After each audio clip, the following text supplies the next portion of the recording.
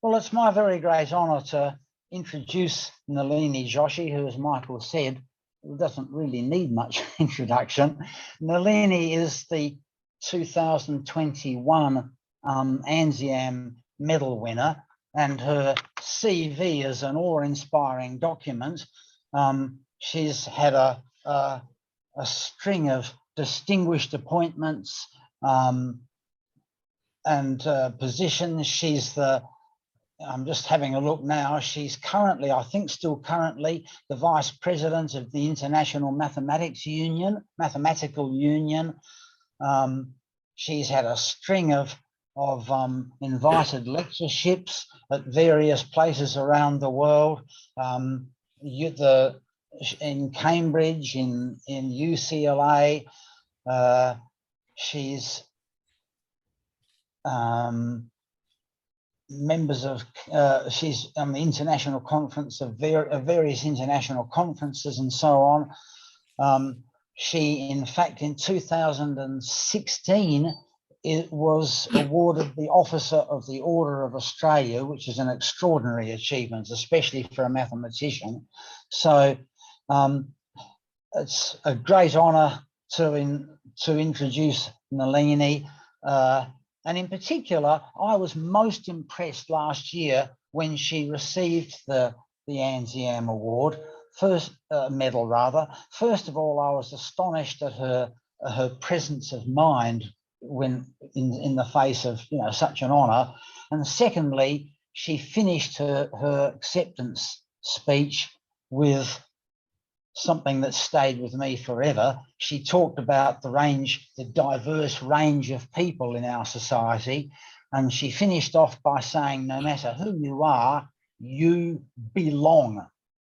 And I've never forgotten that. I think that was a wonderful thing to have said. So without any further ado, it's my pleasure to invite Nalini to give her talk on motion and monodromy. Thank you so much, Larry, for that lovely and warm-hearted welcome. I do remember the announcement of the ANZIAM medal being an amazing experience, and I remember giving a speech, although I don't remember exactly what I said. One thing I did start the speech with was actually a little bit, I do remember a little bit of the beginning, and in which I accidentally revealed my age to everyone by mentioning the very first ANZIAM conference I ever attended in Bundanoon a very, very long time ago, even before the acronym ANZIAM was invented. Obviously, I was a baby at the time, so just keep that in mind. In this talk, I want to tell you about some, what I think of as beautiful and very satisfying results that I've been able to obtain recently with my students and my postdoc, Peter Roffelson. And I want to try and introduce you to it with an overview mostly, and with some detailed results if I get to it, if I have time near the end. And I want you to keep in mind that what I work on in applied mathematics is primarily to develop methods, mathematical methods to define and to describe functions, new functions that turn up in models of nature. So the details can be very technical, and I wanted to give you a metaphor to hang on to throughout the technical details that are going to come up in this talk. And the metaphor I'm presenting to you, that I have in my mind always, is the idea of playing a musical instrument, creating sound waves that then travel to your eardrum, create vibrations in the inner ear canal, and then reach your brain eventually. In the title that I gave, the music is to be thought of as motion. It's vibrations of the strings on the musical instrument, in this case, that are evolving in time. that's motion. And then those are transformed. And if you know about Fourier transforms, Laplace transforms, etc., you'll know what I mean mathematically by transformed. They're transformed into signals that impact on your brain through your eardrum. And so you can think about the eardrum as the other half of what I'm going to show you, which concerns the word monodromy. What I'm really interested in is how to extend this viewpoint, the viewpoint where you want to solve the inverse problem. That is, from the signals you receive in your brain, can you identify the instrument? Can you identify the type of music, the size of the instrument, or any other interference patterns that you might have in between? And although this is a long-standing problem, inverse problems are very long-standing in mathematics, it's primarily been understood for continuous settings, where the motion is being produced continuously, where the music is a continuously filling space and time. I'm interested in extending that idea to discrete settings. So instead of a cello, like in this picture, imagine you're playing a marimba or a xylophone, and that the time steps you take in hitting each particular piece of your marimba is not necessarily regularly spaced. And for a long time in the areas that I work in, it was not known how to even describe the eardrum, the impact on the eardrum, the monodromy, from such discrete motion. And now we have some examples where we can do this, construct the eardrum, be able to be mapped back. And so the whole thing becomes an isomorphism, it's invertible, and things work beautifully. So I wanted to show you a little bit of that insight we were able to get in the last couple of years. So let me start with motion. As you know, as we all know in applied mathematics, motion is an ancient idea. It goes back all the way back to the beginning of human history, really, when people used to look at the sky, the night sky, and try and predict where at nighttime you might see a particular constellation to navigate by. So planetary motion and stellar motion are a great influence on the development of the mathematical methods that came afterwards. So in particular, let me focus on planetary motion. We all know from Kepler's laws that to a close approximation, planets follow elliptical orbits around the sun, which is a massive object that sits at near or at one of the foci of the ellipse. So a point on such an elliptical orbit is given by the equation of the ellipse. The equation of the ellipse is a quadratic equation. And so we know that, for example, if you take an ellipse, write down its major and minor axes in terms of A and B, that the position of a point given by xy on the ellipse will satisfy the equation on the slide. X squared over a squared plus y squared over b squared minus 1 equals 0. So it is given by a polynomial equation. It's polynomial in x and y. So now let's extend that idea, like Newton did, to think about the formulae for the area subtended by a planetary orbit that's moving along an ellipse. So here is a piece of the area that's extended, subtended by a planetary body. So that area is obviously a function of x and y, the position of the body on the ellipse. So Newton asked whether the area swept out by such a ray on an elliptical orbit, or if you like, the arc length, I mean, either are possible questions, the area or the arc length, are they also polynomial functions of x and y? And he gave an amazing answer, which I think is worth telling our students and reminding ourselves every now and then, because it shows an astonishing insight, a very simple and deep insight into how he saw mathematical ideas or physical ideas.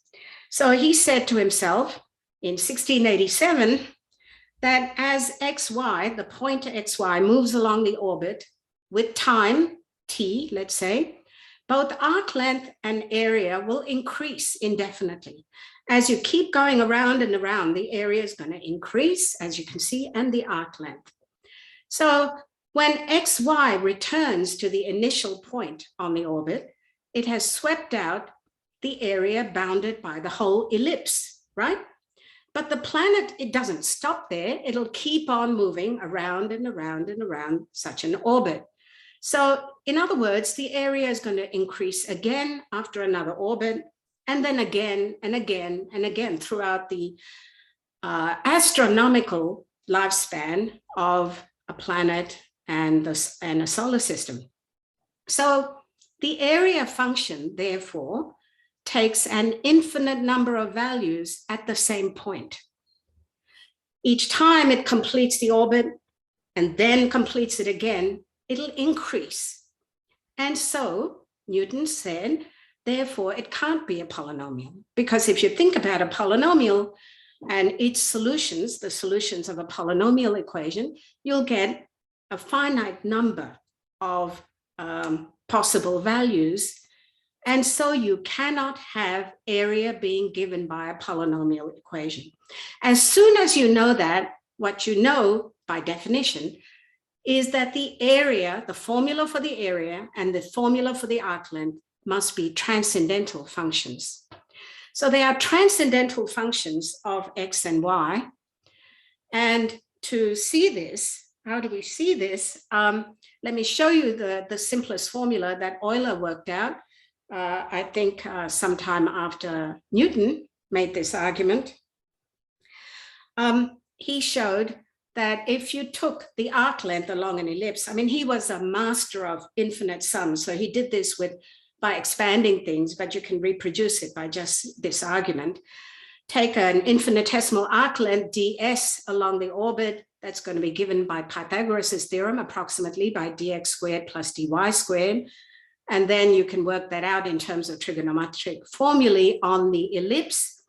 And therefore, if you integrate this, you're going to get the integral of the square root of 1 minus k squared, which is related to the ratio of b squared and a squared, times sine squared in this on this orbit.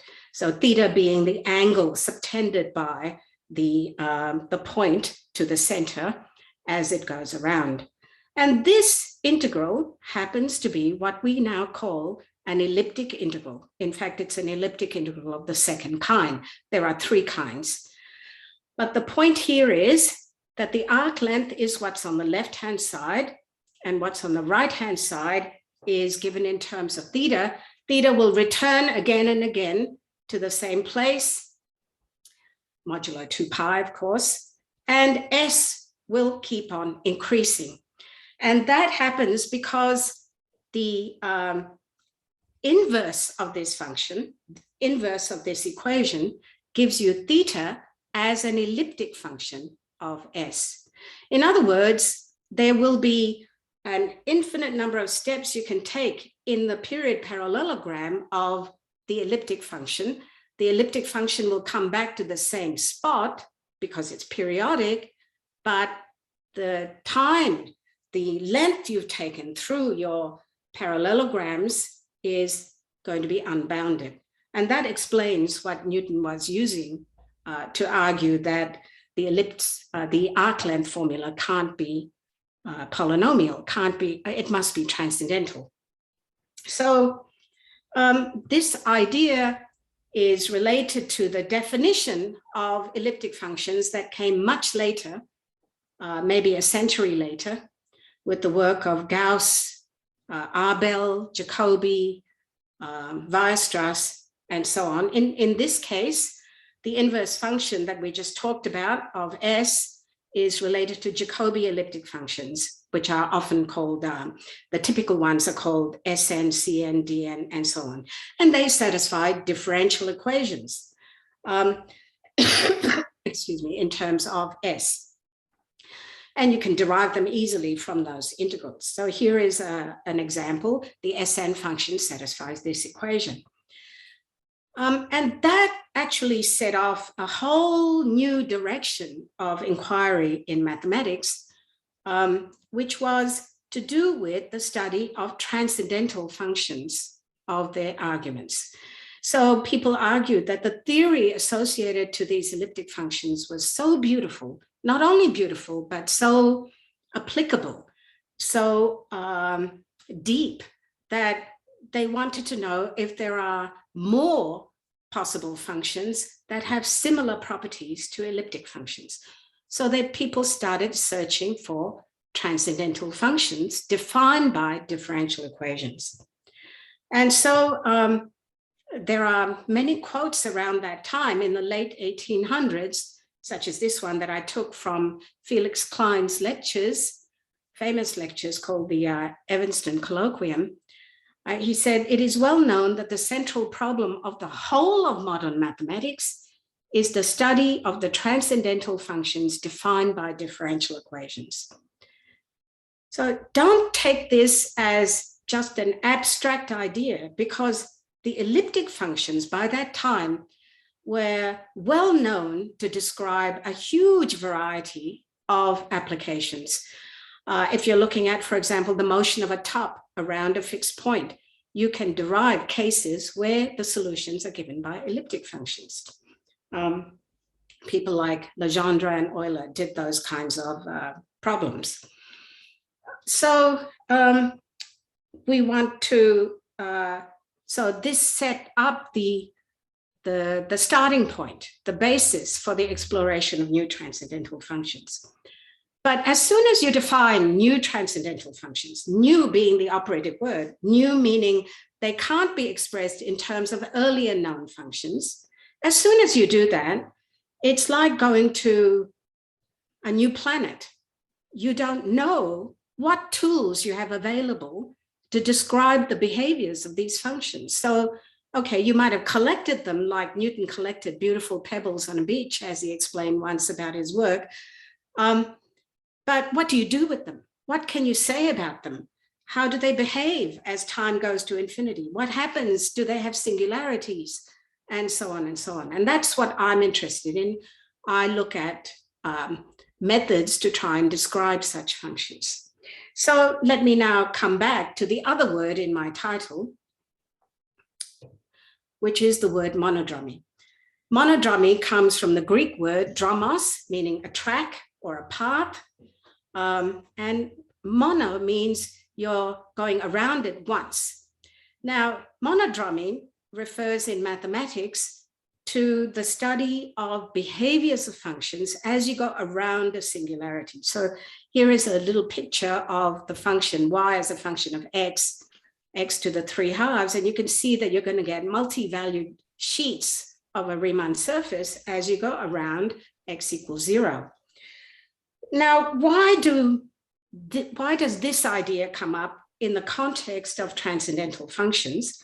Well, this then goes back to another setting, which is the study of linear differential equations. And if you know hypergeometric functions, Airy functions, Bessel functions, and so on, you'll know that there are equations, differential equations with regular singular points. And you can study the solutions around, as you go on a path around such regular singular points. Hypergeometric functions were famous, studied by Gauss, Lazarus, Fuchs, and many others. They have 3 regular singular points, typically placed at 0, 1, and infinity.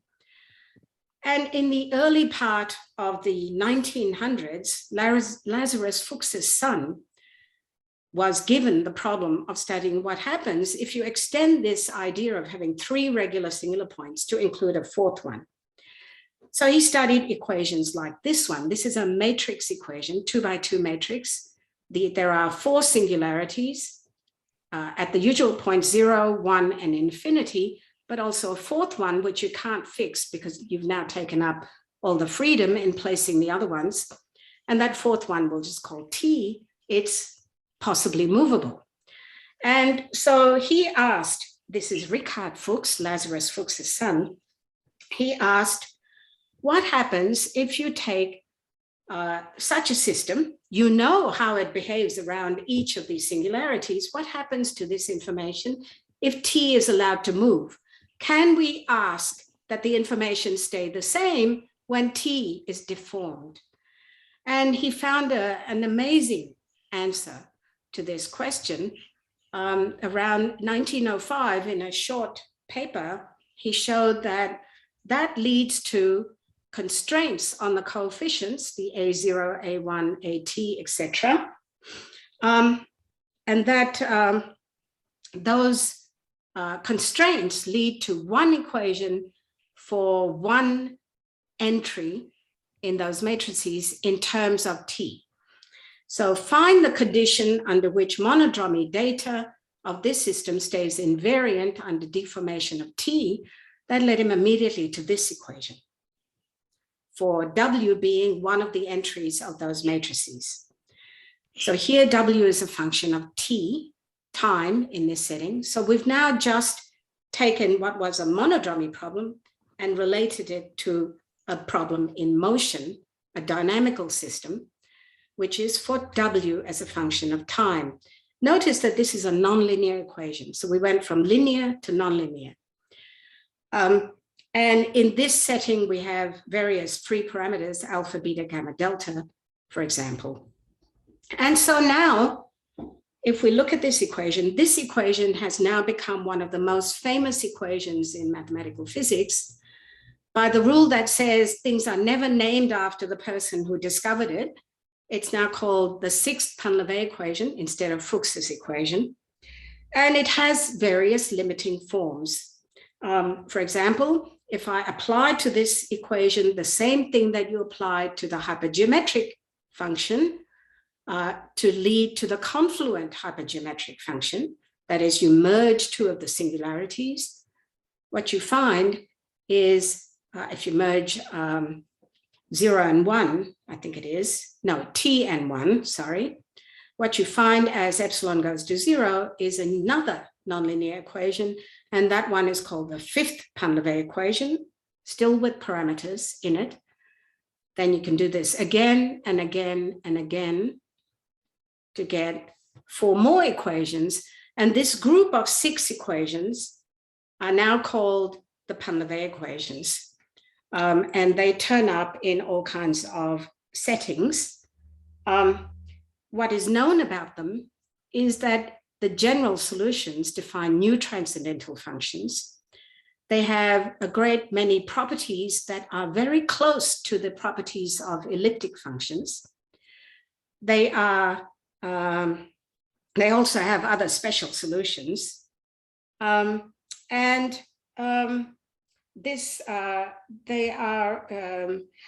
course, I could take new variables, I can change variables, so that each of them is representing a class of equations that you can get by taking well-defined transformations, invertible transformations.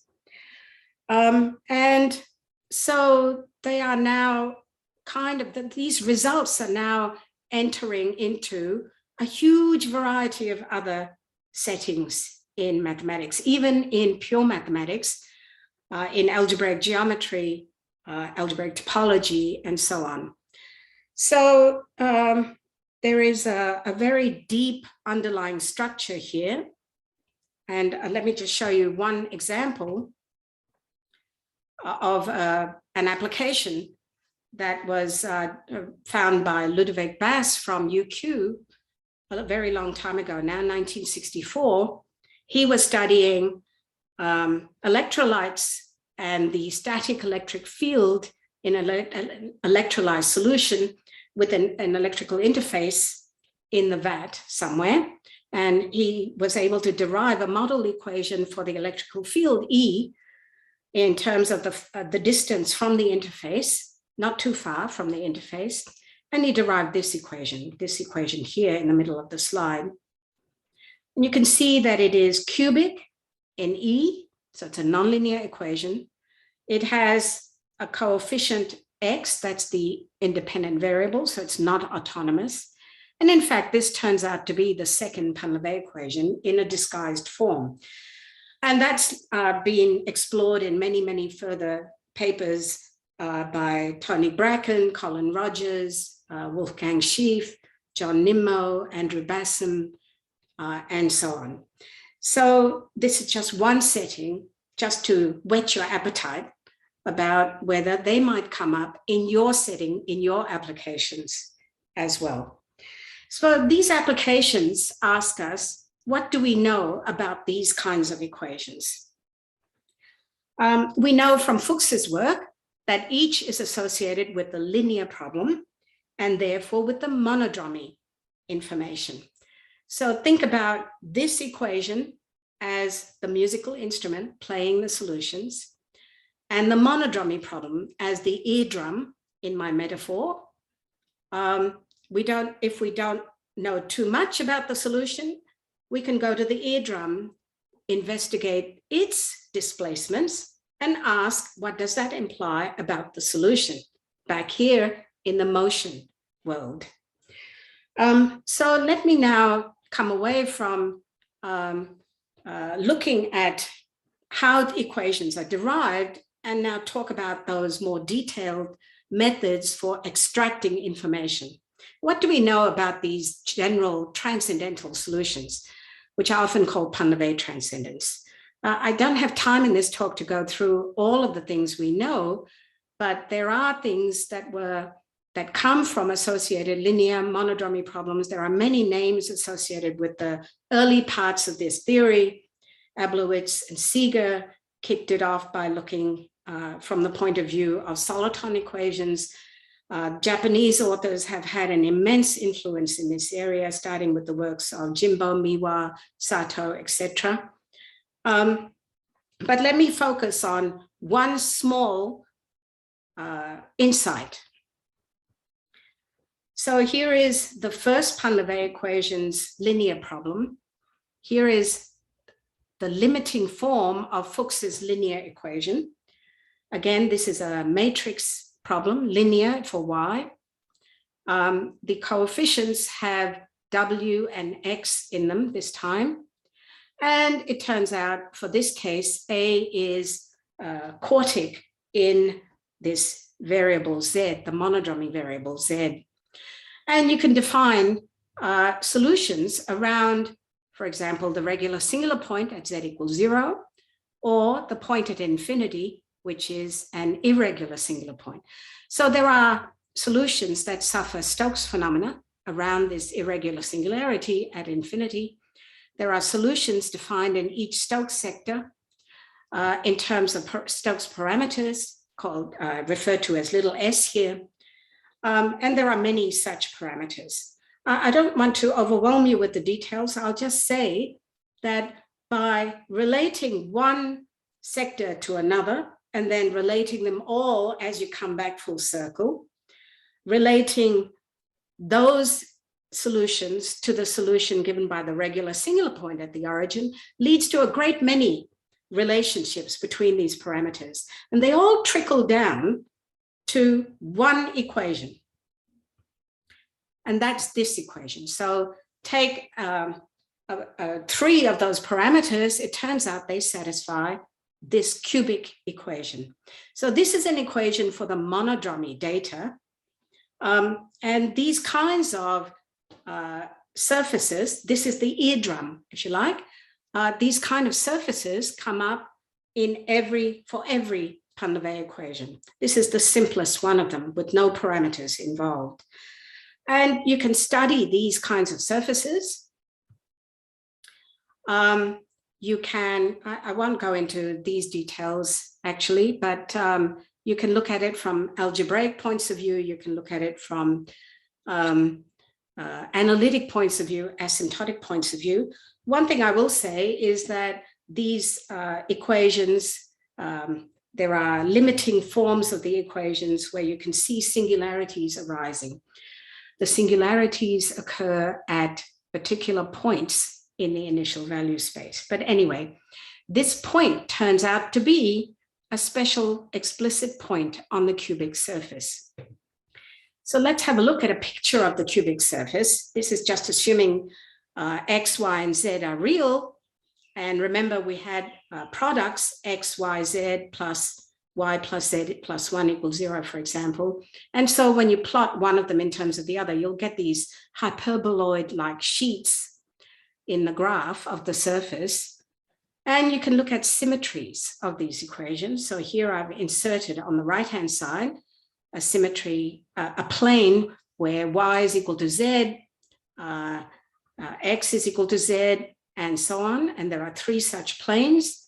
And where they intersect are where you get symmetric solutions.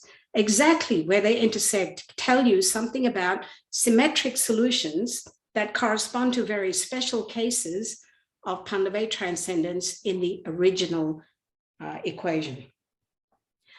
I don't think I have too much time to give you all the glorious details of this. So let me now move to what we know about difference equations. So remember that I wanted to replace my musical instrument, which is producing continuous vibrations, with a discrete instrument like a marimba, where you're tapping things with discrete steps in time. So are there transcendental functions defined by difference equations? The long story leads you to the short answer, which is yes. So here is a very simple equation that you already know. This is the equation for the factorial or the gamma function. The gamma function satisfies this difference equation. It can never satisfy a differential equation. That's now known. And we also know that the solution is a transcendental function of n. And you can analytically continue it, meromorphically continue it, actually, in the complex plane. So we know examples of transcendental functions satisfying difference equations. This happens to be a linear difference equation. What about nonlinear? And the answer is yes, there are nonlinear difference equations that define new transcendental functions. In fact, you already know them in the setting of elliptic equations, elliptic functions. They satisfy addition formulae, which can be interpreted as difference equations. And this whole field is now being completely populated by examples that are now called the discrete Pannavay equations. And if you're interested in reading, I can let you know that there are various sources. Sakai was the one who systematized the study of discrete Pannavay. There's a wonderful review paper by Kajiwara et al. In Journal of Physics A. I also have some small things in this area, including a short book.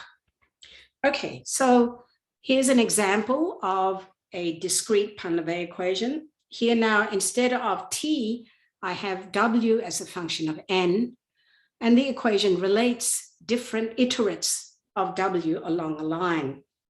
And the solutions are fascinating.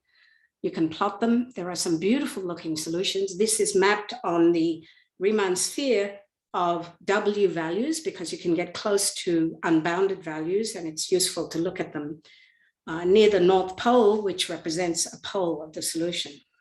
It occurs in mathematical physics. It's called the string equation or the discrete first Pannavay equation. It arises in settings that are related to, for example, quantum gravity. Okay, so we know that there are equations. We know that their solutions are transcendental. But what do we know about their behaviors, their asymptotic behaviors, for example? And here, things are very, very sparse.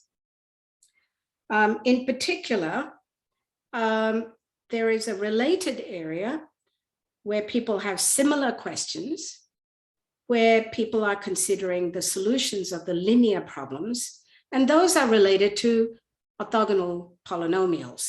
And you might have heard me speak about that in other talks. But what do we know about their generic solutions? What numerical evidence do we have about their behaviors or their asymptotic behaviors? And these lead us naturally back to the monodromy problem, or the study of the eardrum corresponding to these discrete dynamics. So what is a discrete monodromy problem? For the corresponding orthogonal polynomials, the setting is very beautiful and now quite well understood over the last 20 or 30 years. So take your favorite polynomials, maybe it's Hermite polynomials. They have a weight function, which is given by e to the minus x squared on the real line. Take the jump function here, given by that weight function in the top right corner. Then the linear problem solves what's called the Riemann-Hilbert problem. And this has three parts. The linear problem has analytic solutions away from certain lines. And in this case, for the Hermite polynomials, the discontinuity occurs on the real line. We have a jump condition across the real line. And you can show that if you come from above and from below, they are related by this jump function. You also know in this problem that you have certain asymptotic behaviors as you go towards infinity. And if you use all of this information, it turns out the problem is has a solution, has a unique solution under certain conditions on the weight functions. And for the Hermite polynomials, those conditions are satisfied, and you can extend it further. So something is known about these kinds of polynomials, but the ones that I wanted to consider are things that don't jump from one piece of the marimba to another by time steps that are regular time steps. I want to consider time steps that may change as you move. And in particular, I wanted to look at Q time steps. That is where the time steps in time are changing like a power of some parameter Q. And those are called Q difference equations. And for the q-Riemann-Hilbert problem, surprisingly, you can prove similar things to the one that I just showed you. And I did this work with my wonderful student, Tom Lassick-Latimer, who's starting his third year of his PhD this year. I urge you to look out for his name. He's going to go far, I think. So there are some slight changes. Instead of the real line, we now consider the unit circle in the setting where we're looking at. These are to do with certain types of Q-discrete Hermite polynomials. And we were able to show that the solutions are well-defined, they exist, they are unique, and so on. And we were able to go further and show something about the asymptotics of the zeros of those polynomials. There are certain conditions on the weight function for which the problem is solvable. We call them admissible. But anyway, these are the actual solutions. They're given by certain Cauchy transforms. And that work has now appeared in the Proceedings of the Royal Society. You can also look on archive. But going beyond that, to the work that I did with Peter Roffelson, I want to show you now how to go beyond orthogonal polynomials, because those are special cases of the linear problem. So if we were to go to Q difference or Q discrete Pain-Levé equations, what do we need to do? And so for this, we took a specific case for which the linear problem is very nicely defined. So this equation, this system of difference equations, here for conciseness, I've used bars to denote iterates. of the unknown functions, which are f0, f1, and f2. So bar means that t is iterated by multiplication by q. We assume typically that q is less than 1. And there are parameters a0, a1, a2 in the problem. This is written in a symmetric form, first given by Nomi and Yamada. And because it's so symmetric, in fact, you can multiply everything together to show that the iterate of this product is related to constant, and you can derive this relation. Similarly, the parameters satisfy a product condition. So this is the equation. And if you know something about, in case you know something about Sakai's classification of discrete Panleve, I've given his terminology here for the initial value space. All right, so let's take this equation and ask, what can we do? What can we say about these solutions from knowing the monodromy problem? The monodromy problem it turns out the study of linear Q-difference equations goes back to classical times, once again, to the work started by Birkhoff and his students in 1913. And so we could use a lot of that theory. Here is the corresponding linear problem for that equation, that example QP4. The coefficient matrix is cubic in the monodromy variable Z. It has certain eigenvalues, determinant, and symmetry properties. And we found this linear problem in an earlier work with Nobu Nakazono, who now works in Tokyo, in Japan. And what makes this problem nice is that the matrix at z equals 0 and the matrix at z equals infinity are both well defined. They're not singular matrices. So the question we asked ourselves is, what can we say about the eardrum, the Q monodromy manifold or surface? And given all of that information, using the q-Riemann-Hilbert problem, where once again we have to modify what we do. So again, instead of a unit circle, we're using a curve that goes around certain points, which are given by the vanishing of the determinant. There are 6 of them because the matrix is a 2x2 matrix and is cubic in Z.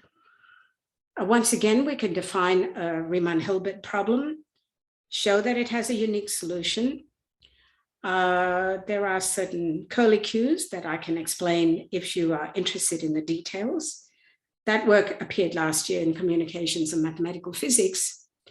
But what we didn't expect that we report on in this paper is that we can construct the monodromy manifold explicitly, the same way that the monodromy manifolds were explicitly constructed for the continuous Panleve equations. How do we define monodromy here? There's no such thing as Stokes data here. Everything is regular in a sense. But what we could do was to rely on the fact that data around, say, 0 and around infinity must be related to each other through these connection matrices. And so we have connection matrices, which then become potentially singular at certain points, the points that we're trying to avoid here. And those give us exactly the monodromy manifold. So we get this explicit equation. It looks complicated, but the manifold is a surface in 3-dimensional space given by P1, P2, P3. Look at it carefully and you'll see it's again a cubic surface. The coefficients are known as Q theta functions. They have certain properties, but the point is that we have an explicit surface. And so we can once again look for symmetric solutions. And we did, and we found symmetric solutions. Thank you, Larry. I think that's your reminder. Oh no, there's a question. I'll come back to you, Phil. And so we get specific initial values that give us these symmetric solutions. what those corresponding values are on the monodromy surface. And we can look at it through a graphical method to make this clear. So these sort of curved pieces are the hyperboloid sheets of the cubic surface. The intersections of the symmetric conditions give you those points.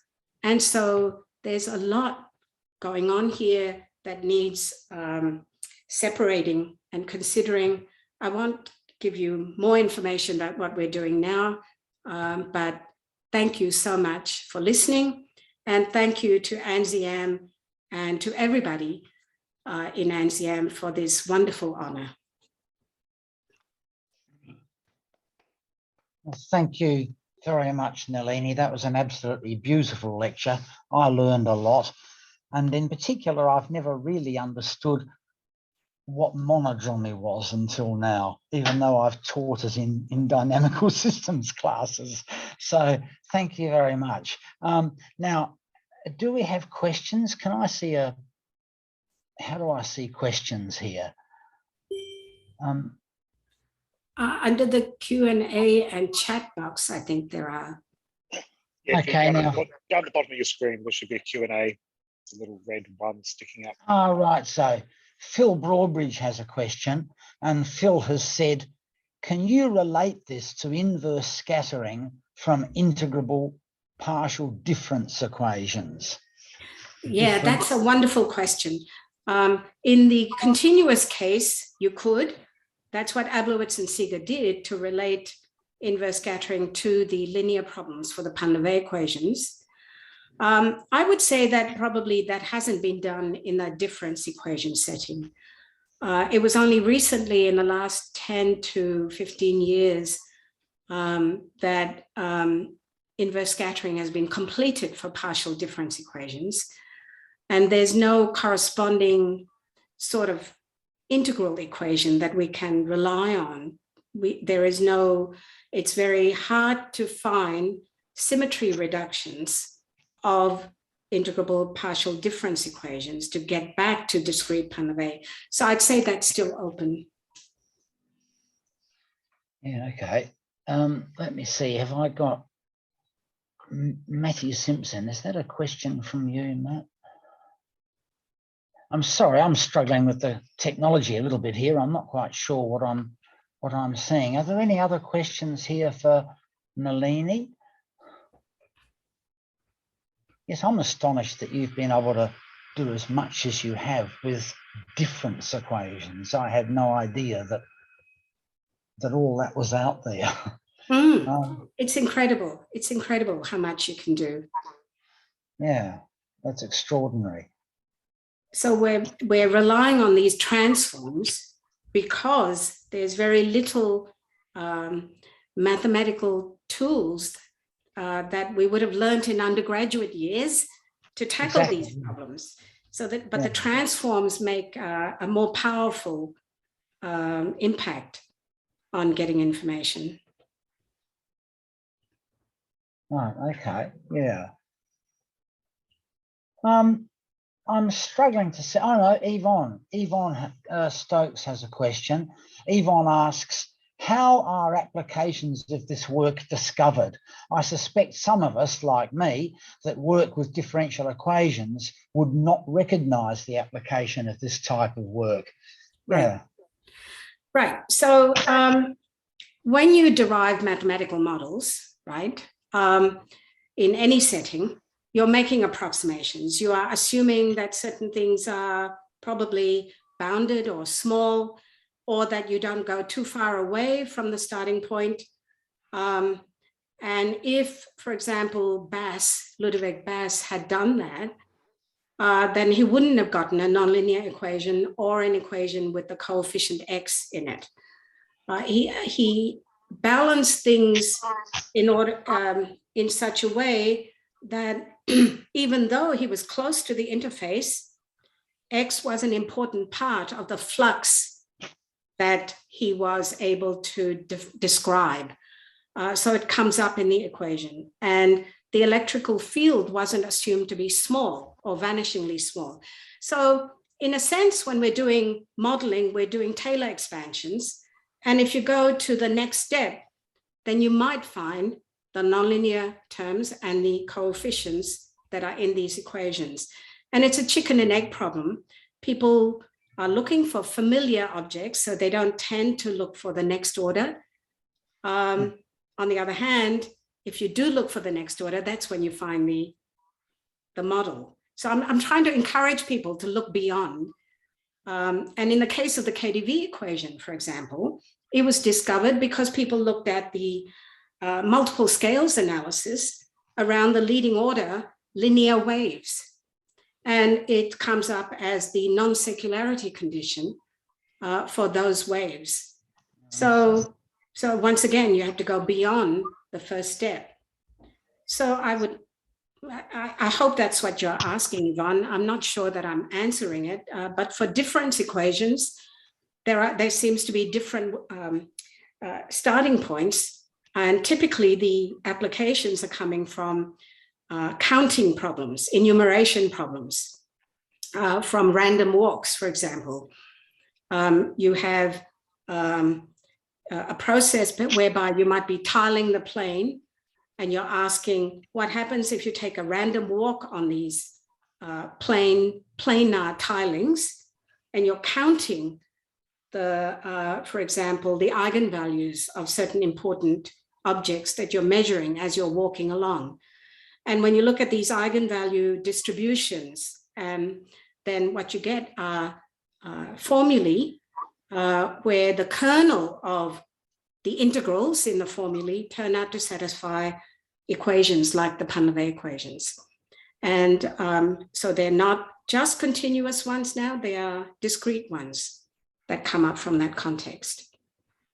Do you think that, again, sort of following on from Yvonne's question, I mean, if I came up with a model of something and it was some horrible nonlinear differential equation, it might never occur to me even to think about a Pannavay equation. But do you think that if I were clever enough, that I might be able to find some sort of Lie group transformation or something that might map yes, my definitely equation? You know, is there a systematic theory perhaps that I might be certainly able to use? If you start with PDEs, there is a systematic theory. You would be looking for scaling or similarity transforms, and there are books you can consult about these things, but just doing scaling of, for example, the KdV or modified KdV gives you a Pannavay equation. So it's not a big step through that process, but for difference equations, it's not so easy. No, I bet it's not. Yeah. Because there isn't a Lie group theory for difference equations, for partial difference equations, in the same way there is for differential cases. But nowadays we have a chapter of the digital version of Abramowitz and Stegun, which is available at dlmf.gov. And there's a chapter on the Pannavay equations there written by Peter Clarkson. So you can easily consult that and have a look. Okay, well, thank you very much. I'm seeing no more questions now. How are we going for time? It's probably time for us to stop now, isn't it? So can I ask you to show your appreciation in any way that you can, bang on the desk or whatever, for what has really been a beautiful talk by Nalini. Thank you so much, Nalini. Thank you.